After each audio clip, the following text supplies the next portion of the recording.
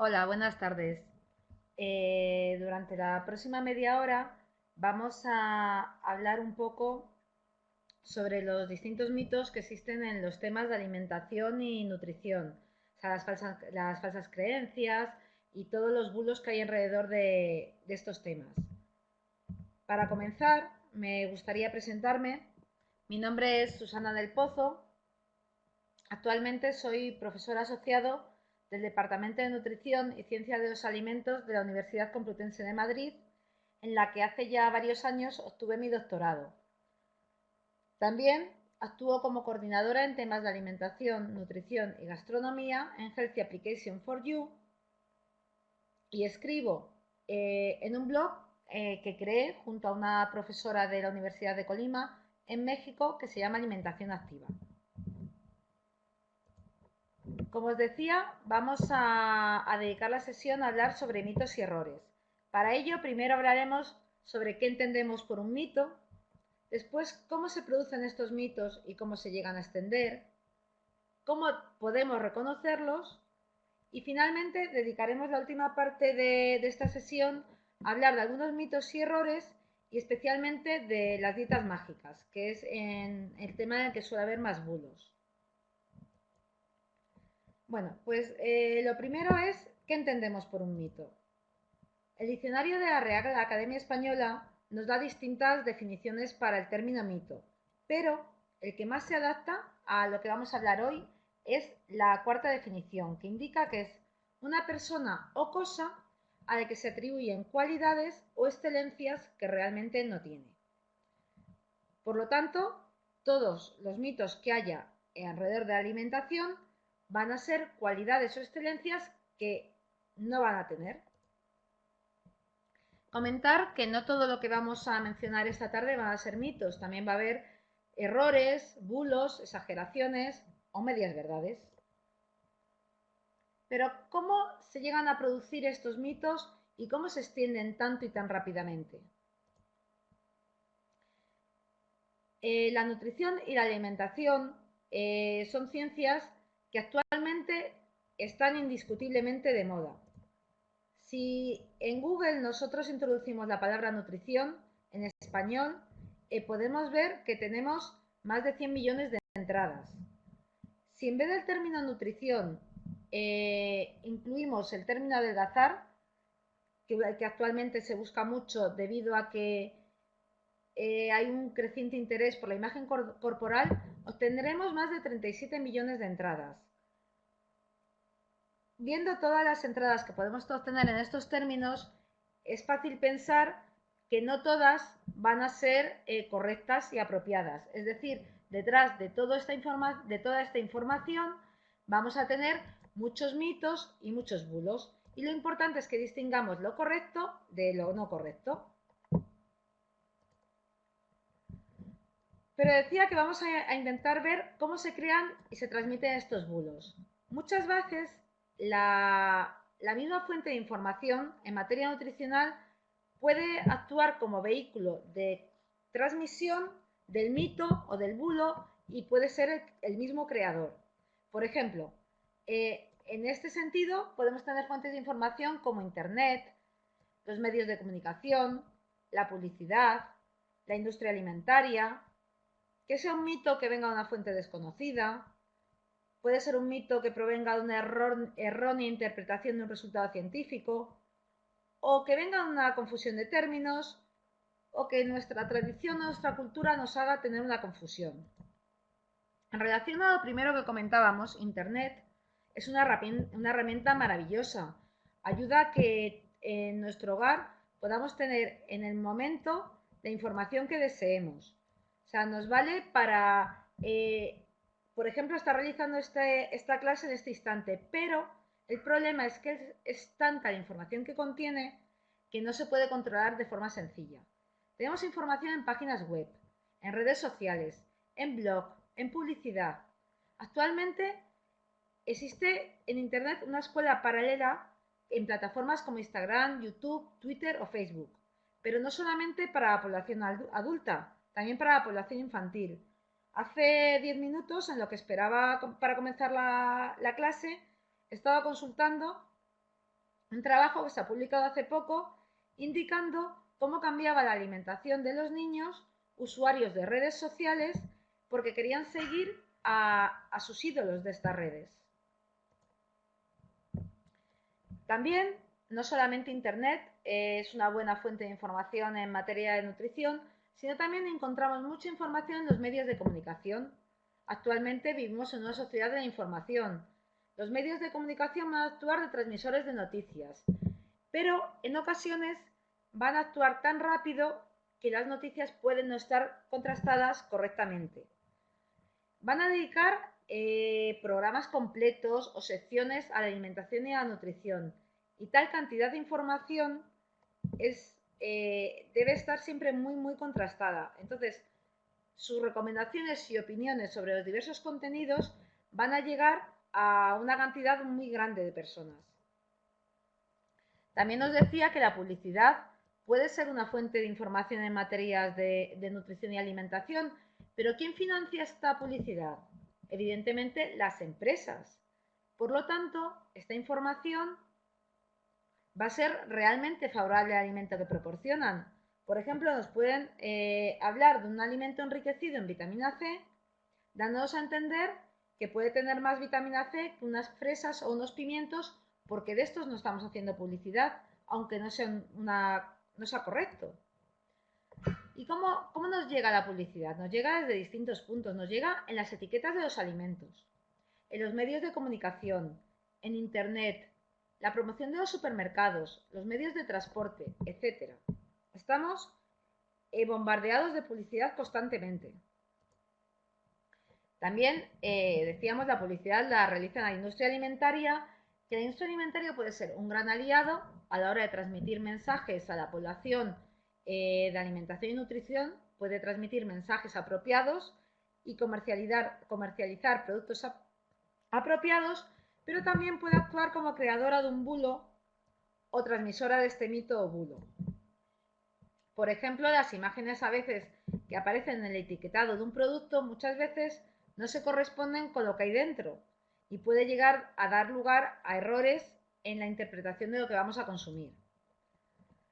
También comentaba al principio que esta información, este origen del bulo puede venir de una fuente desconocida. Muchos mitos se transmiten de padres a hijos, pero no sabemos dónde se han creado. O también por una simple confusión de términos. También hablábamos que los mitos o bulos pueden provenir del mundo científico. Puede ser de distintas formas. Podemos divulgar mensajes que todavía no hemos llegado a contrastar.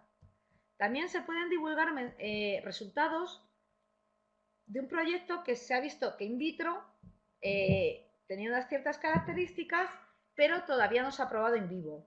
Y después hay en el mundo científico, especialmente en alimentación y nutrición, que son ciencias muy nuevas relativamente, hay un cambio de mensaje.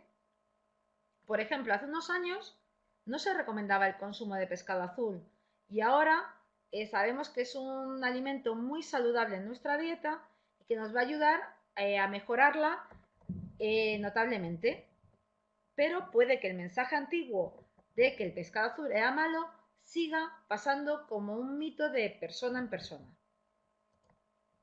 También comentaba antes que nuestra tradición o nuestra cultura puede llegarnos a atribuir propiedades milagrosas a algunos alimentos o que otros que están prohibidos el consumo por nuestra religión los tachemos de nocivos, aunque no lo sean. Y yo como consumidor, ¿qué puedo hacer para reconocer un mito? Bueno, pues para reconocer un mito yo creo que siempre lo más importante es aplicar nuestro sentido común. Porque cuando nos ofrecen un mensaje debemos de huir de los atajos y siempre escuchar los mensajes que sean ofrecidos por profesionales y que estén realmente basados en la evidencia. Por ello, nunca debemos creer mensajes que nos prometan grandes y rápidos resultados. Tampoco es apropiado que creamos mensajes que nos prometan recuperar la salud o que vamos a rejuvenecer o no vamos a envejecer, o que van a conseguir con un determinado alimento, con un determinado producto, recuperar nuestro vigor sexual o aumentarlo. Una cosa muy útil a la hora de evaluar si un mensaje que nos llega es un mito es ver de qué fuente proviene. Cuando busquéis información en Internet, intentar siempre acudir a las autoridades sanitarias, que la información que nos aporten va a ser correcta. Si no tenéis opción porque la información que buscáis no está ahí, otra fuente muy buena son las webs de las universidades o de sociedades prestigiosas que trabajan en la materia en la que estamos buscando. Si por el contrario acudimos a algún blog de nutrición, lo que debemos de fijarnos es que la autoría, que la persona que está escribiendo tenga una formación académica adecuada y que el texto que estamos leyendo incluya referencias bibliográficas, es decir, en qué se basa esa persona para escribir esas palabras. Y por último, lo que os comentaba antes, siempre analizar con nuestro sentido común la información que se nos ofrece, que va a ser lo más útil para distinguir un mensaje erróneo de un mensaje correcto. Ahora os comentaba que también íbamos a dedicar parte del tiempo a hablar de algunos mitos y errores que son muy habituales. Comentaros que algunos mitos y errores vienen apareciendo en el siglo XIX. O sea, que aunque la nutrición está actualmente muy de moda y los mitos y los errores se transmiten de forma mucho más rápida, estos mitos no es algo nuevo. O sea, es algo con lo que nos seguimos encontrando durante siglos. A ver, pues algunos mitos se basan en hablarnos sobre los nutrientes, otros sobre los alimentos, otros sobre nuestra dieta completa. Por ejemplo, en relación a los nutrientes, se tienden a clasificar algunos como nutrientes buenos o nutrientes malos, olvidando que todos los nutrientes son esenciales para mantener nuestra salud, es decir, todos son necesarios para el ser humano. Por ejemplo, las proteínas siempre salen muy bien paradas, se recomiendan que su consumo sea muy elevado y que se tomen en cantidades muy superiores a las necesarias. También estas grandes recomendaciones los encontramos en los micronutrientes, es decir, en las vitaminas y en los minerales. No solamente se recomienda que nuestras dietas tengan muchos de estos nutrientes, sino que nos recomiendan, tanto en proteínas como en vitaminas y minerales, tomar suplementos muy superiores a nuestras necesidades que incluso pueden crear una enfermedad por un consumo excesivo. También, como os comentaba, muchos de estos mitos o errores están basados en los alimentos. Todos hemos oído hablar de alimentos con propiedades maravillosas, de superalimentos. Actualmente en Internet encontramos información sobre muchos alimentos que nos van a mejorar la dieta y que ellos por sí mismos van a hacer que nuestra salud sea maravillosa. Pero no debemos olvidar que no existe ningún alimento completo, es decir, ninguno nos va a aportar todos los nutrientes necesarios para el ser humano. Solo la leche materna durante los 6 primeros meses de vida puede considerarse un alimento completo, es decir, no existen los superalimentos. También algunos mitos recogen que podemos tomar un alimento que tenga kilocalorías negativas. ¿Con esto qué nos quieren vender? Nos quieren decir que vamos a consumir un alimento que en lugar de aportar kilocalorías va a restarlas, que vamos a gastar más en este consumo de lo que el alimento contiene. También en muchas ocasiones se habla sobre alimentos que engordan, o sea, no hablan, lo que engorda es el total de la dieta, un alimento por sí mismo nunca va a engordar, lo que nos hace engordar es el consumo excesivo de kilocalorías. Por ejemplo, el pan siempre sale muy mal parado entre los alimentos que engordan, olvidando que, por ejemplo, un pan integral puede ser muy adecuado para ayudarnos a equilibrar nuestra dieta, ya que los hidratos de carbono complejos deben de ser la base de nuestra dieta. Además, nos ayudaría a tener un consumo de fibra apropiado. También nos dicen en muchas ocasiones que la fruta como postre no se debe consumir. que va a engordar, olvidando que es un grupo de alimentos que tiene un muy bajo contenido en energía y además es una fuente muy importante de vitaminas y minerales. Los frutos secos también salen muy mal parados en este caso. Incluso el agua, que no contiene energía, nos dicen que engorda. En relación a los alimentos, también en muchas ocasiones nos dicen que existen alimentos que por sí mismos van a causar enfermedades o que van a ser capaces de prevenirlas. Incluso en casos se pueden llegar a eliminar algunos fármacos pensando que con estas modificaciones de la dieta vamos a estar tan saludables que vamos a eliminar esta enfermedad que teníamos. Aspecto que es muy peligroso, claro. Por ejemplo, es muy habitual, y todos lo habréis oído, el mito de que los huevos son los causantes del colesterol sanguíneo. Esto se debe a que el huevo, en su composición, contiene colesterol dietético y se confunde con el colesterol sanguíneo. Digo que se confunde porque el colesterol dietético no es el causante de esta subida de colesterol en sangre. Entre las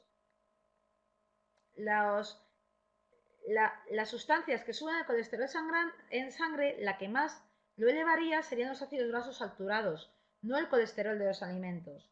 Pero el huevo ya tomó mala fama y el pobre pues siempre está llevando esa lacra encima. Luego, también se tiene una idea de que los productos integrales adelgazan. Los productos integrales también tienen energía, la misma que el resto de los alimentos.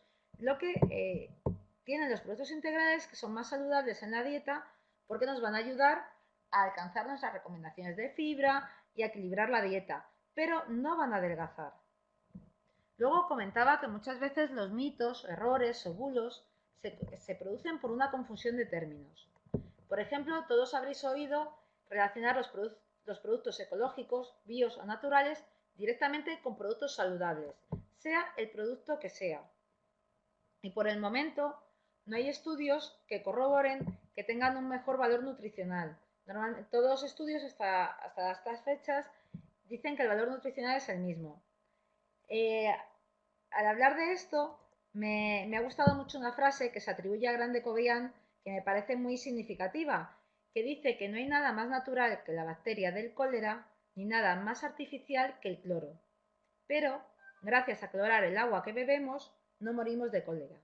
No sé, me parecía muy indicativo de lo que estábamos hablando.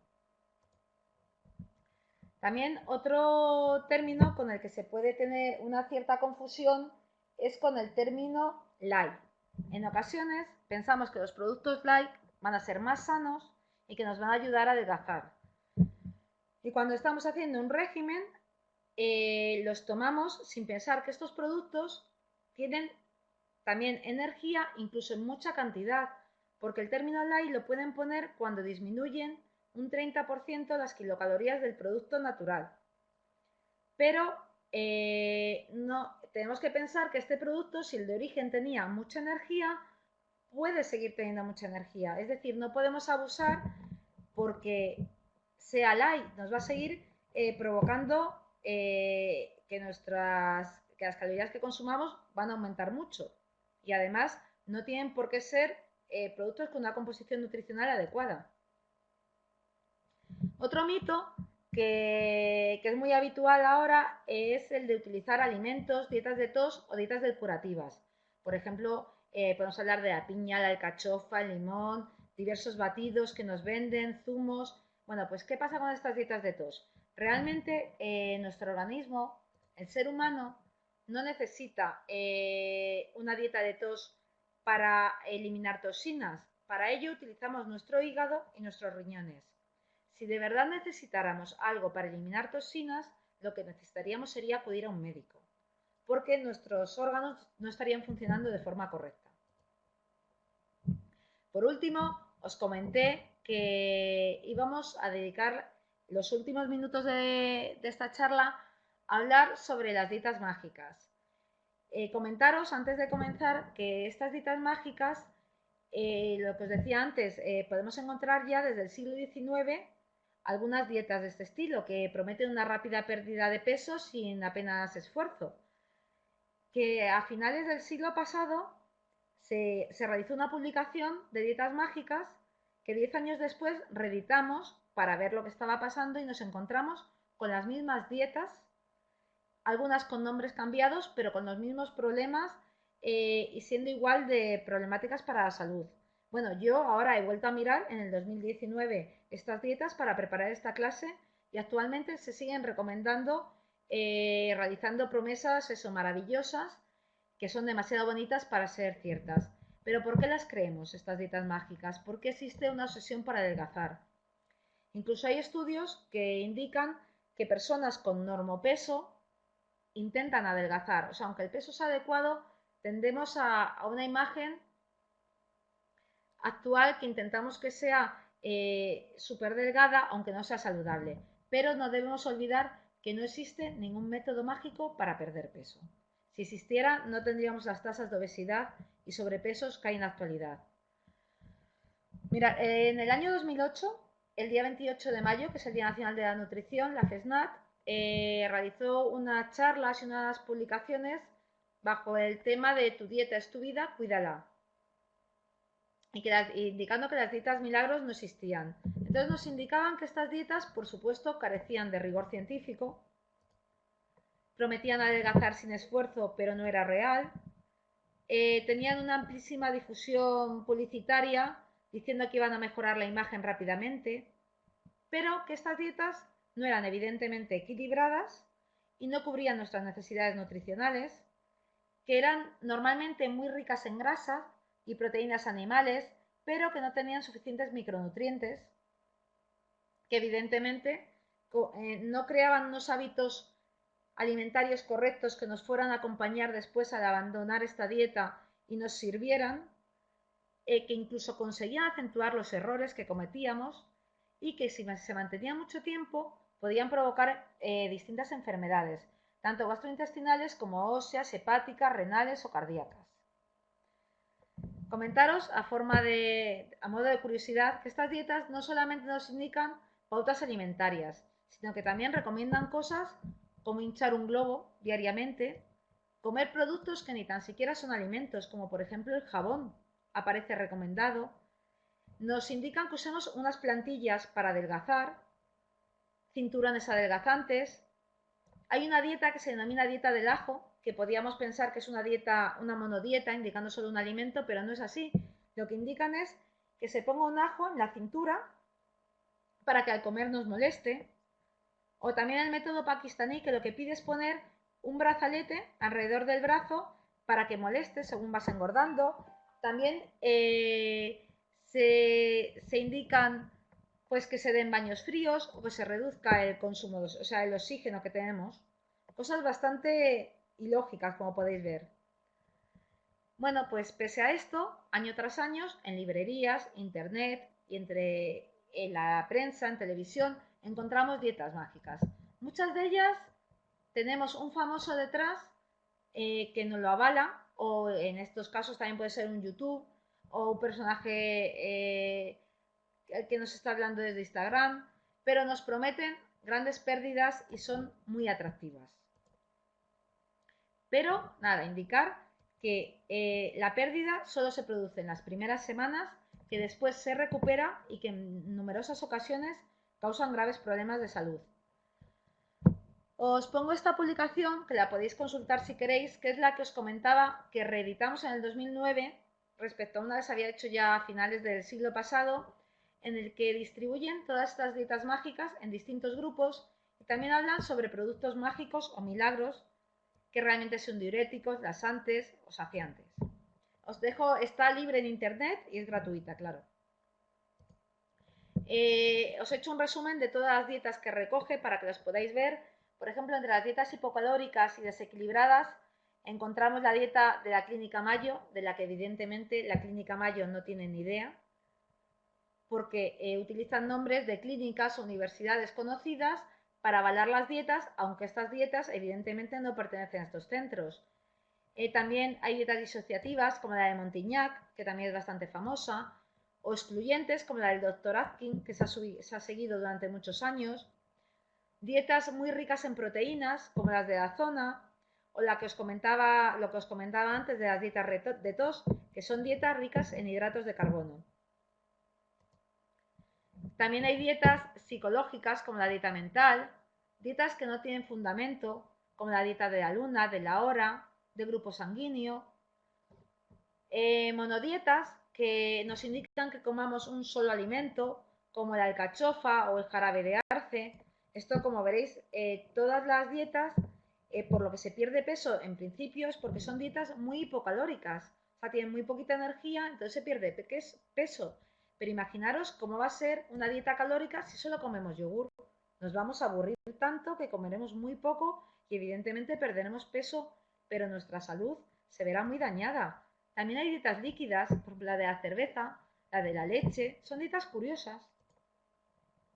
Pero lo que no debéis olvidar es que todas estas dietas tienen efectos secundarios muy peligrosos, que todas tienen efecto yo-yo, es decir, vamos a recuperar más peso del perdido, no vamos a cubrir nuestras recomendaciones nutricionales durante este tiempo, por lo tanto podemos crear una enfermedad y además van a crear y a empeorar alteraciones gastrointestinales y van a aumentar el riesgo de enfermedades cardíacas, renales, óseas y del hígado.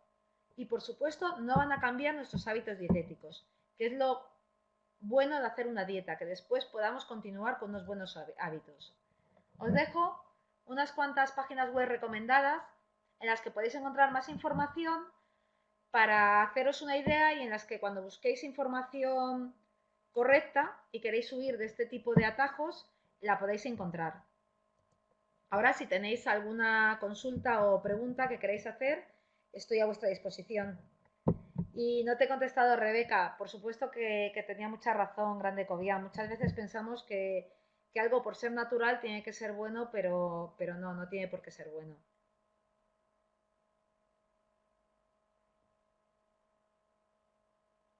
Me pregunta Dolores, en relación a lo que hablábamos de las calorías negativas, uno de los alimentos que habitualmente se les atribuye esta capacidad, como las manzanas.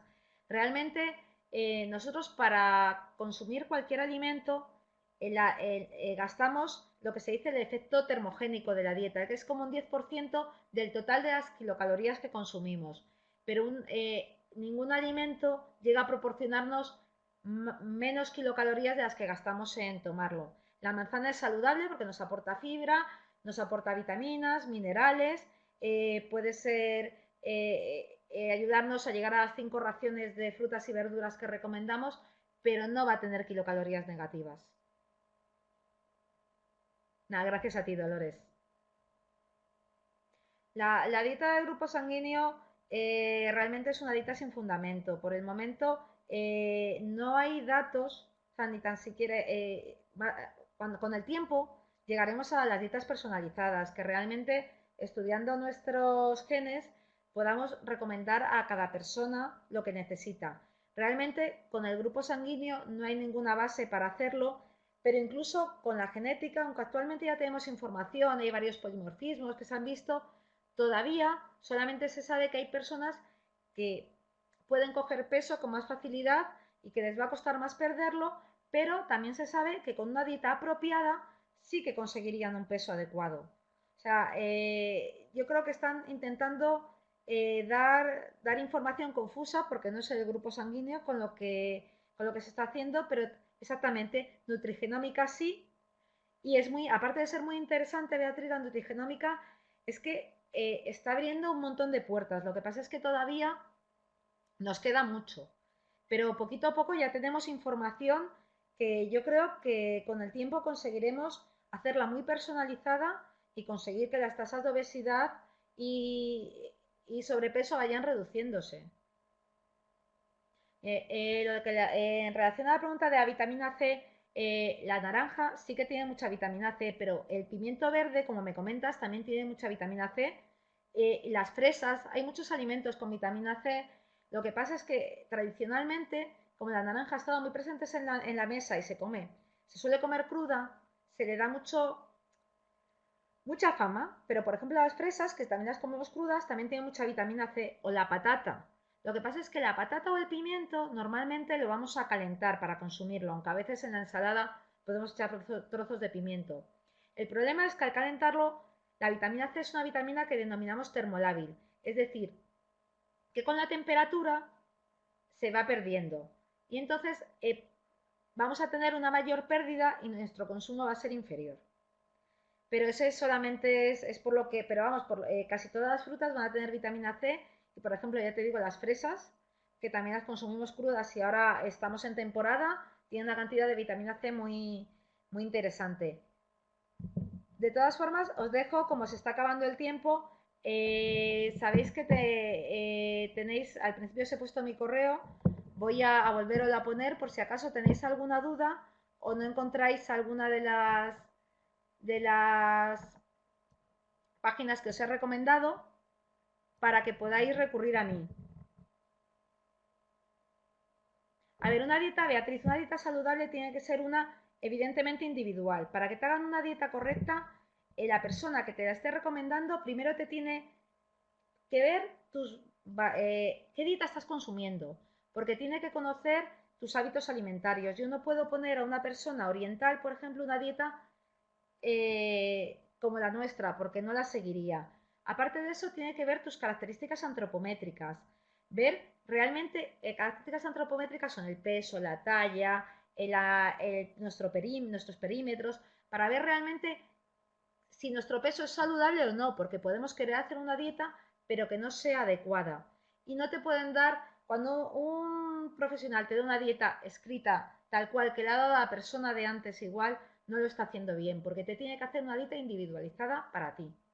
Bueno, pues espero que os haya sido útil todo lo que os he comentado y eso, que si tenéis alguna cosa más que necesitéis, bueno, ahí os dejo mi correo electrónico. Muchas gracias a todos.